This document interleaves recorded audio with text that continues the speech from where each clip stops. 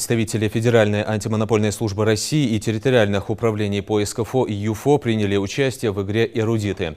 Соревновались две команды – «Терек» и «Волга», которые представляли республики Дагестан, Калмыкию, Северную Осетию и город Москва. Игра из 5 раундов, на протяжении которой лидировала первая команда. Однако по итогам заключительного тура счет сравнялся в ничью. Очень понравилась игра, очень интересная вообще идея проведения таких игр. Это действительно стимулирует и людей объединяет, и очень много положительных эмоций, по крайней мере, я получила, и надеюсь, что мои коллеги тоже. Какие-нибудь вопросы вас удивили? Нет, не удивили, были достаточно интересны те вопросы, на которые мы не смогли ответить, потому что действительно нужна была какая-то логика, а не просто знание каких-то фактов.